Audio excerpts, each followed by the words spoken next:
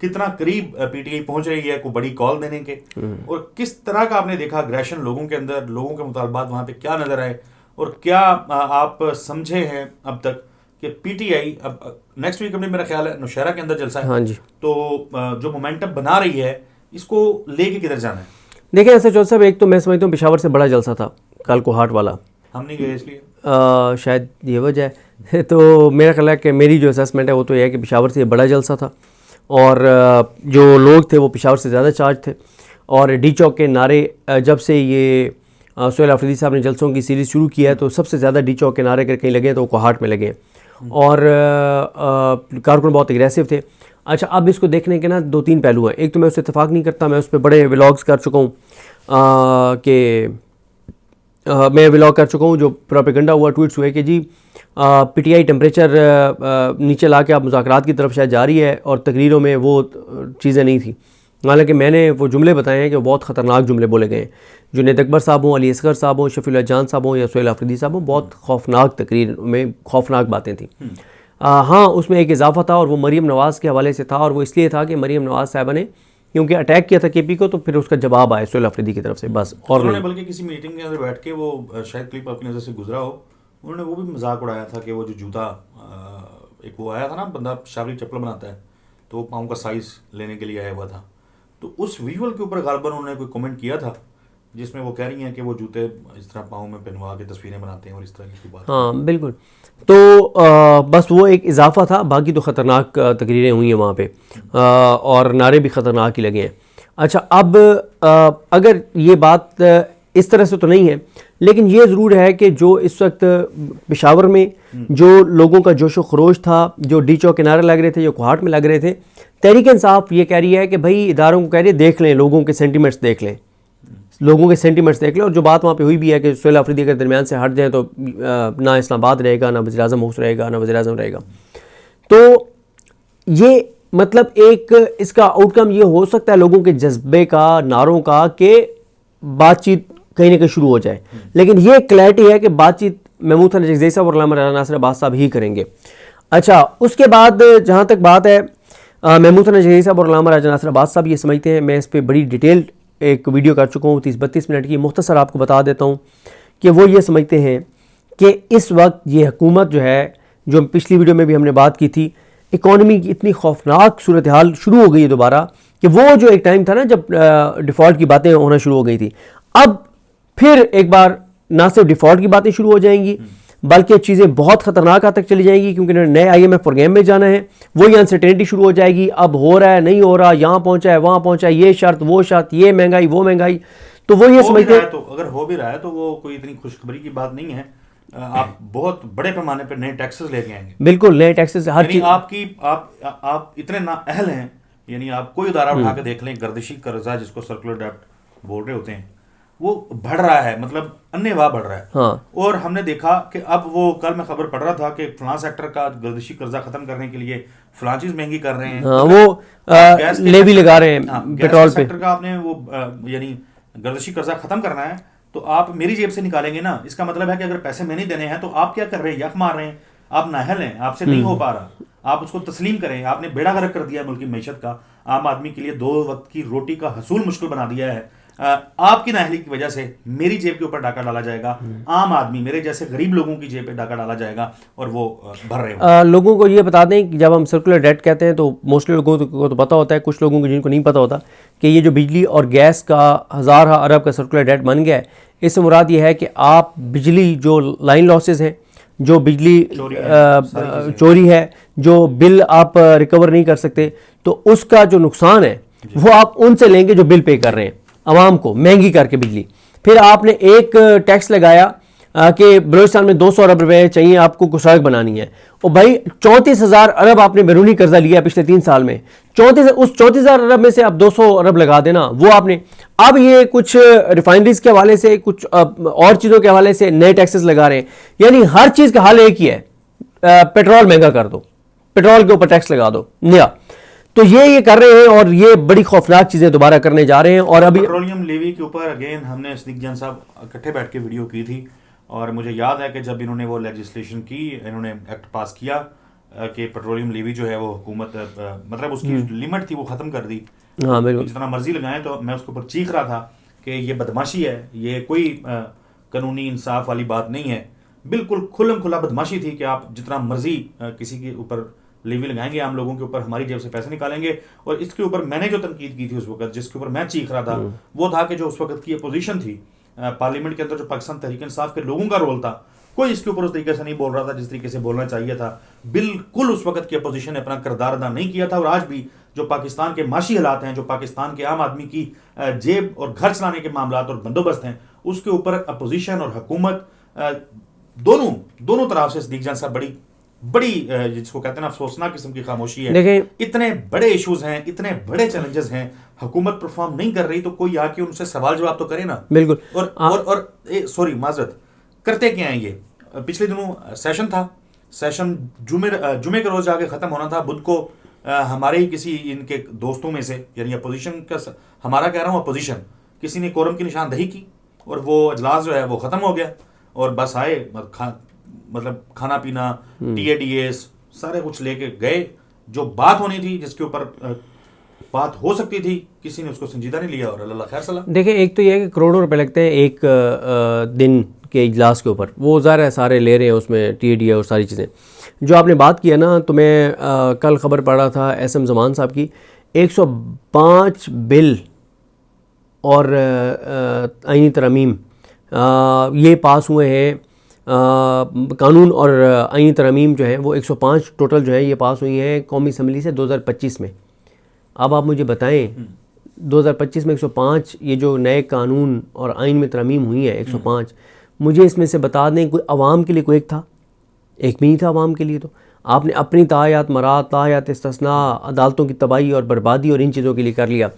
देखें, यही अब इनका अल्लामा राजा नासिर अब्बास साहब का और महमूद खान चकदेही साहब का प्लान है कि सबसे ज़्यादा फोकस पंजाब पे रखें, पंजाब को एक्टिव करें, क्योंकि ये पंजाब की इस वक्त दो ही एक्टिविटीज़ चल रही हैं। MNAs MPs आ जाएँ, अडयाला के बाहर फ़ोटो सेशन हो जाए और पंजाब असम्बली के अंदर एहतजाज हो जाए। डोर टू डोर ग्राउंड के ऊपर कोई एक्टिविटी नहीं है पंजाब में। मैं ये अल्लामा राजा नासिर अब्बास साहब बहुत मोहतरम है, बहुत इज्जत है उनके लिए, और चकदेही साहब भी ठीक है, उनका एक ज़ाहिर रोल रहा है सियासी। मैं होपफुल उसको लेकर के, मैं होपफुल नहीं हूँ, ज़ाहिर आपके पास उसके दलाइल होंगे, आप वो बात करें। मैं जो अभी कोरम की निशानदही वाली बात मैंने की थी ना, तो वो मैं दोबारा थोड़ी सी उसमें तस्हीह कर दूँ। अडयाला, वहाँ पे हमने देखा कि पानी जो है वो फेंका गया, वाटर कैनन का यूज़ हुआ, वो विजुअल्स बने जिसमें साबिक वज़ीर-ए-आज़म की बहनें जो हैं वो सड़क के ऊपर पानी की वजह से गिरी पड़ी थी। PTI के पास वक्त था, PTI कर सकती थी कि अगले दिन असम्बली में आते लोग और असम्बली के फ्लोर पे आके ना सिर्फ उसको कंडेम करते, वहाँ पे एहतजाज रिकॉर्ड करवाते और बताते कि ना सिर्फ PTI बल्कि कोई भी सियासी जमात हो तो ख़वातीन के साथ ये इस तरीके से सलूक, इतनी सर्दी में पानी मार के वो वाला काम नहीं होना चाहिए। बट वहाँ पे कोरम की निशानदही हुई अपोजिशन की तरफ से, पीपल्स पार्टी ने उसके ऊपर एहतजाज किया। गो कि उन्होंने बेनज़ीर भुट्टो साहिबा का नाम देना था इस्लामाबाद के एयरपोर्ट को, वो चाहते थे, लेकिन वो उसके ऊपर उन्होंने इतराज़ किया, उन्होंने शोर मचाया कि जी हमने ये लेके आ रहे थे, तो हुकूमत जो है वो भाग गई। उससे PTI ने वहाँ पे शोर नहीं मचाया।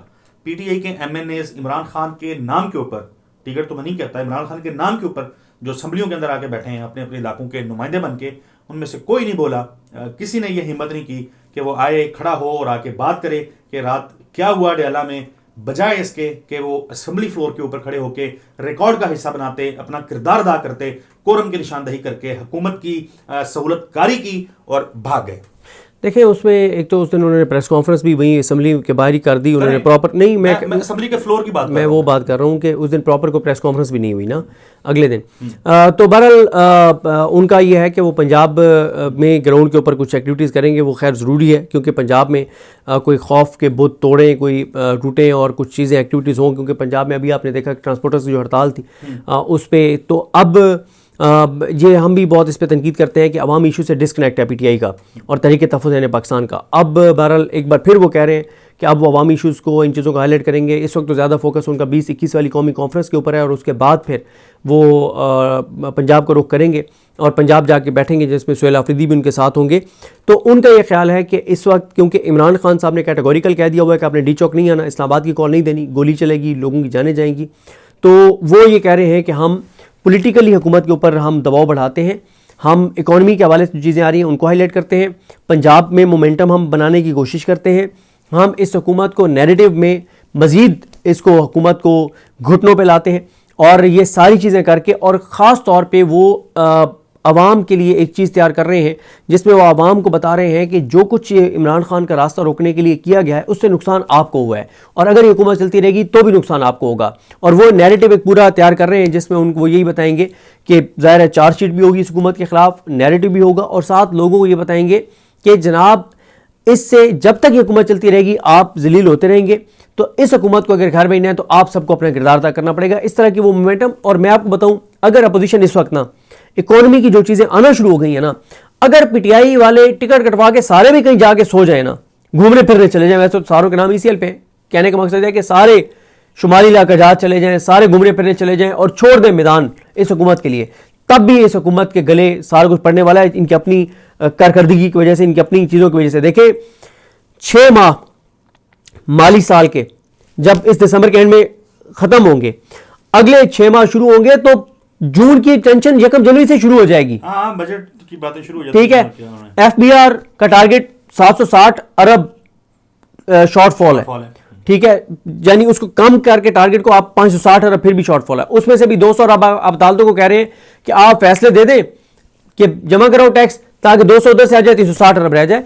तो कोई इनकी कारकर्दगी नहीं है, कोई इनका फोकस नहीं है, डिलीवरी कर नहीं सकते, नैरेटिव इनके पास नहीं है, आवाम की इनको फिक्र नहीं है, ना ये आवाम के वोटों से आए हैं, ना आवाम का सोचते हैं, इनके साथ से जदादें, औलादें, कारोबार, मफादात, यहाँ तक कि इलाज पाकिस्तान से बाहर है। तो ये सर अपने बोझ से भी गिरेंगे।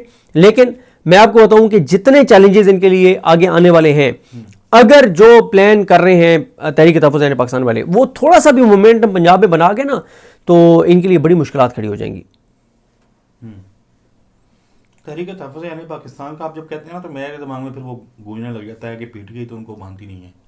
नहीं, उसमें मैं आपको नहीं मैं बता देता हूँ आपको, ये बात आप ठीक कर रहे हैं। ये एक इंटरनल बहुत बड़ा क्राइसिस है कि MNAs महमूद हसन चकज़ई साहब की बात नहीं मानते, सेनेटर्स अल्लामा राय नासिर अब्बास साहब की बात नहीं मानते। इस पे जो पहली ये मीटिंग करने जा रहे हैं पॉलिटिकल कमेटी की जो सलमान राजा साहब ने बनाई है, वो पॉलिटिकल कमेटी के ऊपर बहुत सारे सवाल वो तो देखें, खटक नहीं है नहीं उसमें मैं बताता हूँ आपको, मेरी उस पर सलमान राजा साहब से बात भी हुई थी, मैंने उनसे डिटेल सारी ली हैं, और भी बहुत कंसर्न लोगों से बात हुई है। एक तो यह है कि कुछ लोग ऐड हो जाएंगे पहली सियासी कमेटी के इजलास के बाद, उसमें कुछ लोगों की अप्रूवल ली जाएगी, कुछ लोग ऐड हो जाएंगे, और कुछ लोगों को ऐड इसलिए नहीं किया गया कि उनको ऐड करते थे, तो कुछ ऐसे लोगों को ऐड करना पड़ जाता है जिनको ऐड नहीं करना चाहते थे वो।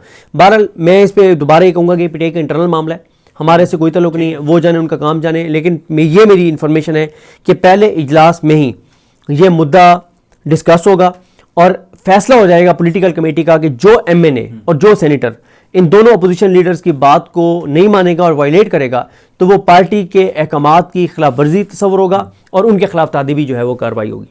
चलें, लेट्स सी। बहुत सारे मुद्दे हैं और भी जिसके ऊपर बात हो सकती है, लेकिन मेरा ख्याल है कि वाइंड अप कर देते हैं, फिर किसी रोज़ बैठेंगे, कल बैठेंगे, इंशाल्लाह बैठेंगे तो उसके ऊपर बात करेंगे। बिलखसूस जो पाकिस्तान बार कौंसिल के इंतखाबात हुए हैं और उसमें जो अहमद खान के ग्रुप ने और ILF ने मिल के पाकिस्तान तहरीक इंसाफ के, या यूँ कह लें कि PTI के वो जो मामला थे उस मैदान के अंदर, उनको जिस तरीके से नुकसान पहुँचाया उसके ऊपर बात करेंगे।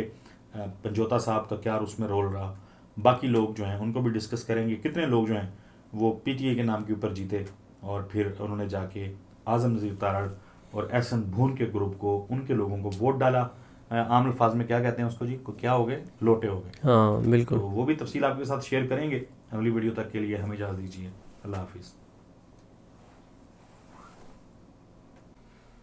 बिस्मिल्लाहिर्रहमानिर्रहीम। अस्सलाम वालेकुम नाज़रीन, सदीक जान साहब हमारे साथ मौजूद हैं।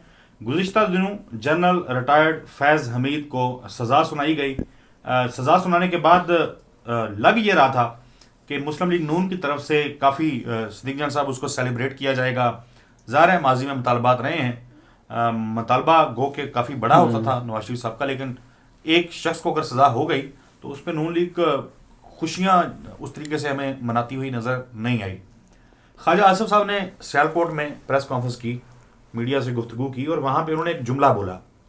ख्वाजा आसिफ ये कहते हैं कि आज भी कुछ लोग इमरान खान को इक़्तिदार में लाना चाहते हैं, और साथ शायद अगर गलत नहीं हूँ मैं तो उसका मफहूम जो था गुफ्तगू का वो ये था कि कुछ ऐसे लोगों को आगे किया था जनरल फैज़ हमीद ने, उनके लगाए हुए कुछ लोग हैं जो इमरान खान को इक़्तिदार में लाना चाहते हैं। मैंने ये फिक्रा सुना तो मैं उस वक्त चूक गया कि यार ये बड़ी गैर मामूली बात कर रहे हैं। यानी आज के सिनेरियो में जब बताया ये जाता है हर तरफ से कि इमरान खान इज़ नो मोर, वो उसकी सियासत ख़त्म हो गई है, धड़न तख्ता हो गया उसकी सियासत का, पार्टी भी कर गई है, ज़हनी तवाज़न भी इमरान खान का ठीक नहीं है, और भी कई किस्म की बातें सुनने को मिलती हैं।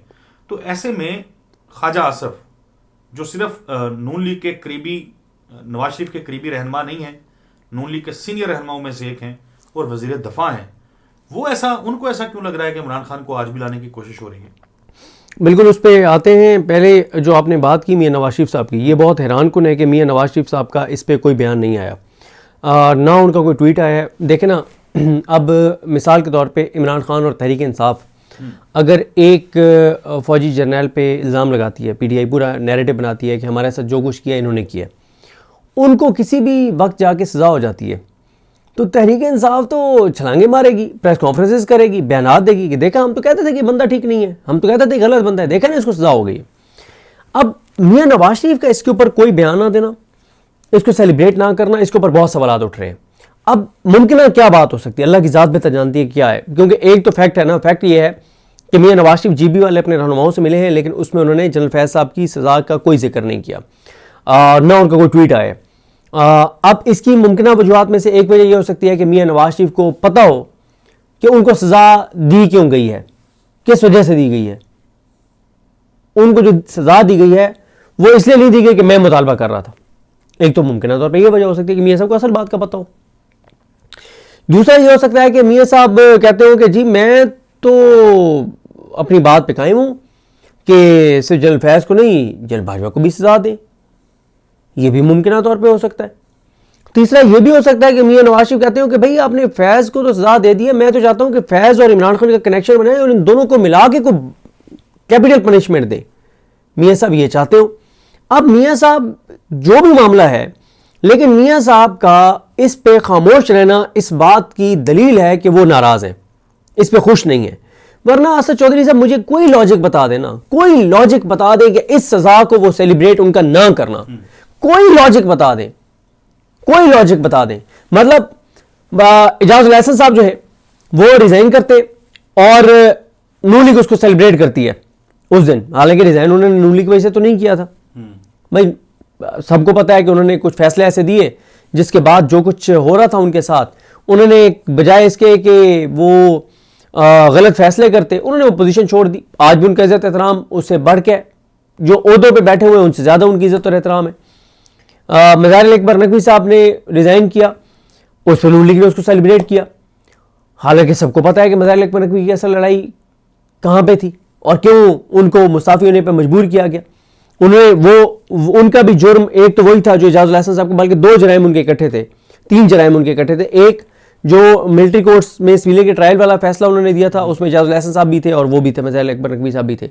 दूसरा उनका जुर्म ये था कि ये दोनों अरशद शरीफ साहब वाले केस में बेंच का हिस्सा थे और उन्होंने बहुत सख्त सवालात उठाए थे।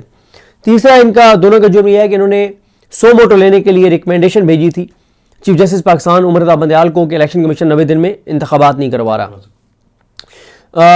तो मज़ाहिर साहब की तो और भी, खैर मज़ाहिर साहब ने तो एक सो मोटो लिया था जिसमें उन्होंने कहा था कि पीडीएम के आने के बाद जो ट्रांसफ़र पोस्टिंग हो रही थी नैब में और एफआईए में और ये सारी चीज़ें, और भी इसी तरह से इनके जराइम ज़ाहिर है काफ़ी तवील है इनकी जो एक फहरिस्त है, लेकिन सेलिब्रेट किया, यहाँ पे सेलिब्रेट नहीं किया। तो मियां नवाज शरीफ का इस पे खामोश रहना ये इस बात की दलील है कि इस मामले पे भी सब अच्छा नहीं है। वरना मियां सब सेलिब्रेट करते ना, मैं कहता हूं कि वो तो लंबी चौड़ी प्रेस कॉन्फ्रेंस करते, ये तो दिन था, मियां नवाज शरीफ का दिन था। इसका मतलब यह है कि मियां सब नाराज हैं। अब क्या नाराज है, वो क्या चाहते हैं, ये अल्लाह की ज़ात बेहतर जानती है। हम ऐसे ही कहें कि हमारे पास अंदर की कहानी है, ये है वो है, कोई हमारे पास कहानी नहीं है। हमारा सिर्फ यह है कि मियां नवाज, फिर इसके बाद है जी, अच्छा मियां नवाज शरीफ ने सिर्फ इतना कह दिया कि असल मुजरिम वो है जो इमरान खान को लाए हैं, उन सब का एहतसाब होना चाहिए। उसके बाद नून लीग के 11 बंदों ने आके वजाहत की कि मियां नवाज शरीफ का इशारा जनरल बाजवा की तरफ नहीं था। 11 लोगों ने आके वजाहत की। ये तो आपकी सियासी हैसियत और औकात है। हालांकि मासूम करीम में ये खुद इल्जाम लगाते रहे हैं। ठीक है, अच्छा इस पे नून लीग के खिलाफ बहुत नैरेटिव भी बन रहा है। आप देखें कि कल जियो पे कल या परसों शहजाद इकबाल साहब ने वो शॉर्ट्स चलाए मियां नवाज शरीफ के, जिसमें मियां नवाज शरीफ कह रहे हैं कि जनरल बाजवा साहब आपको जवाब देना होगा। अब आ जाए ख्वाजा आसिफ साहब पर, जो आपने जिक्र भी किया। मैं ना ख्वाजा आसिफ साहब का ना बयान के कुछ चीज़ें आपके सामने रखना चाहता हूँ। एक तो ना असद चौधरी साहब ये बयानी इसलिए नहीं बना पाते कि ये अपनी बातों में ना झूठ बहुत बोलते हैं। जब ये झूठ बोलते हैं तो इसीलिए बयानी नहीं बनता। फिर अबसार आलम साहब इन पर इल्ज़ाम लगाते। अगर आप इजाज़त दें तो मैं अबसार आलम साहब को सुना दूं पहले आपको, वो जो बता रहे हैं कि ये क्यों नहीं बयानियाँ बना पाते। उन्होंने एक बहुत बड़ा इंकशाफ किया, उन्होंने बहुत बड़ा दावा किया है कि हुकूमत की जानिब से, रियासत की जानिब से जो बयानियाँ बनाने वाले हैं वो इस वक्त बहुत ज़्यादा करप्शन और लूट मार कर रहे हैं। ये छोटी बात नहीं है। अबसार आलम साहब ये जो बात कर रहे हैं, बयानियाँ बनाने वाले जो सेटअप्स हैं डिजिटल मीडिया के वो माल बना रहे हैं। ज़रा सुने क्या कह रहे हैं। जो ब्राज़ील में है वो 1,84,00,000 है और 2 करोड़ थे, लेकिन वहां पाबंदी लगी तो अब भी 1,84,00,000 है और पाकिस्तान में है सिर्फ 20 लाख। आगे तो ये है वो फर्क जिसकी वजह से ब्राजील मॉडल पाकिस्तान फॉलो नहीं कर सकता। भाई आप अपनी इकोनॉमी ठीक करें, आप एक्स को ठीक ना करें, इसके एल्गोरिथम को ठीक ना करें, वो एक अलग इशू है। नैरेटिव बिल्ड करना, आप बंद करेंगे एक्स पाकिस्तान में तो आप किसी का नुकसान नहीं कर सकते। आप पीटीआई के नैरेटिव को काउंटर नहीं कर सकेंगे, दहशतगर्दों के नैरेटिव को काउंटर नहीं कर सकेंगे। पहले ही बंद करके आपने देख लिया, फिर इंडिया के साथ जंग की वजह से हमें खोलना पड़ा क्योंकि हम नुकसान में जा रहे थे। आप फिर वही काम करेंगे जहां से एक दफा आपको नुकसान हुआ है, अवाम का नुकसान करेंगे। ना फायदा आपका होना ना आपके नैरेटिव का। आपके नैरेटिव का फायदा तभी होगा जब आप अहल लोगों को, काबिल लोगों को नैरेटिव मेकिंग बिजनेस में लाएंगे। जब आप बाप का बेटा, बेटे का भाई और भाई का भाई वहां चलेगा, अकरबा परवरी होगी और रिश्वत बना और करप्शन की जाएगी। जो डिजिटल मीडिया पे काम होना है उसको बजाय उस पर लगाने के अपनी जेबों में डाले जाएंगे और जायदादें खरीदी जाएंगी पाकिस्तान में, पाकिस्तान से बाहर।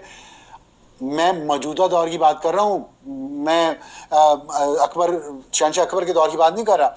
तो फिर यही होगा, आपका नैरेटिव नहीं बनेगा क्योंकि आपकी प्रायोरिटीज नहीं है। हुकूमत साहिबा आपकी प्रायोरिटीज नहीं है इस नैरेटिव को काउंटर करने की। आपकी प्रायोरिटी है कि आपके जिन लोगों को लगाए हुए हैं वो करप्ट हैं और पैसा बना रहे हैं और पैसा खा रहे हैं डिजिटल मीडिया के नाम पे, डिजिटल इस सारी मार्केट को या सोशल मीडिया नैरेटिव बनाने के नाम पे। This is the problem. दूसरी बात यह कि आपने अगर दुनिया के बड़े बड़े अब बात यह है कि अब देखना चाहिए कि कौन कौन से डिजिटल मीडिया सेटअप चल रहे हैं जिनके बारे में अबसार आलम साहब कह रहे हैं कि ना सिर्फ वो पैसा बना रहे हैं पाकिस्तान के अंदर, तो चलो समझ आती है। हाँ जी बिल्कुल, आप इस तरफ जहाँ आना चाह रहे हैं आप आइएगा। देखिए, एक तो सब लोगों को, इनको भी मतलब बाकी लोगों को भी अंडरस्टैंड करना पड़ेगा कि नैरेटिव जब बनता है तो वो पैसे लगा के सेटअप्स बना के नहीं बनता। सही बात है, ठीक है। आपने सौदा बेचना है तो वो इस काबिल होना चाहिए, जो भी मटेरियल आप बेचना चाहते हैं वो इस काबिल हो कि लोग उसको बाय करें। बिल्कुल। अच्छा, ये जो अब तो चलो ये डिजिटल मीडिया को खुद एतराफ़ कर रहे हैं ना, पैसे लगा रहे हैं। ये पैसे लगा के जो डिजिटल मीडिया चलाना है ना, ये भी एक बहुत बड़ा एतराफ़ है। बिल्कुल। इससे पहले हमने देखा कि लोग जो डिजिटल मीडिया करते थे, जो जिनको टीवी स्क्रीनों के ऊपर जगह नहीं मिलती थी, मैं ऐसे लोगों की कतन बात नहीं कर रहा जो कोई मुल्क के खिलाफ बैठ के चीज़ें कर रहे हूँ और ओल फोल बक रहे हूँ, मैं उनकी बात नहीं कर रहा। पाकिस्तान में रहते हुए भी, पाकिस्तान में बैठते हुए अच्छी बात जो करनी है आपने, जो आपने अगर तनकीद करनी है, बड़ा रज के तनकीद करनी है, तो वो चीज़ों के ऊपर होती थी, पेड सेटअप्स के जरिए नहीं होती थी। लोग फैक्ट्स के ऊपर करते थे, इंडिपेंडेंट होके करते थे। और लोगों के जहन में पता नहीं किसने डाला है कि पैसे लगाएंगे, सेटअप बड़े बड़े बनाएंगे तो आप नैरेटिव को कंट्रोल कर लेंगे। बाकी तो लोगों की ज़ाहिर है, कईयों की 10-10 घी में है आजकल। हाँ। पता नहीं कब तक ये चलेगा। ये बहुत बड़ा इतराफ़ है, ये शिकस्त का इतराफ़ भी है। बिल्कुल। और बशमूल बड़े बड़े सहाफ़ी, दिग्गज किस्म के सहाफ़ी जो लोगों को टोंट मारते थे कि फलाना यूट्यूबर और फलाना सोशल मीडिया और फलाना डिजिटल मीडिया, अब हमने देखा है कि वो सब बैठे होते हैं। और कई तो मैं बड़े सीनियर लोगों को जानता हूँ जो दिन में 24 घंटे हैं अगर, तो वो कम से कम 48 या 72 दफ़ा ये पूछते हैं कि मेरी वीडियो नहीं चल रही, मेरे डॉलर नहीं बन रहे। अब इनको खुद जब आके बैठते हैं, बात करते हैं, तो डॉलर्स याद आते हैं। इससे पहले जब ये सरकारी सेटअप्स, जब ये बाकायदा पैसा लगा के सेटअप नहीं बनाए गए थे, तब ये लोग सारे एतराज़ करते थे और लोगों को बाकायदा ताना देते थे। बिल्कुल ऐसी है। और अब सारे आगे बैठे हैं और अपना अपना चैनल खोल के बैठे हैं, जिसपे हमें कोई एतराज़ नहीं है। देखें असद चौधरी साहब, मैं ख्वाजा आसिफ साहब का बयान पढ़ने से पहले एक चीज़ अर्ज़ कर दूँ। एक तो उस पर 2 चीज़ों पे, एक उन्होंने कहा कि कुछ लोग इमरान खान को इक़्तिदार में लाना चाहते हैं। अब कुछ लोगों में ब्यूरोक्रेसी को तो आप बिल्कुल निकाल देना, ब्यूरोक्रेसी को तो बिल्कुल निकाल दें। उसको यह कि ब्यूरोक्रेसी का कोई इस वक्त तल्लुक ही नहीं है इमरान खान, मतलब उसका तो कोई तल्लुक ही नहीं है। दूसरे नंबर पे आ जाएं आप जुडिशरी अदली की बात करें। अदलिया में जस्टिस जाहिया खान साहब को हुकूमत ने तीसरे नंबर से चीफ जस्टिस बनाया है और सुप्रीम कोर्ट से रिलेटेड इमरान खान का कोई उस तरह का मामला नहीं है, ठीक है।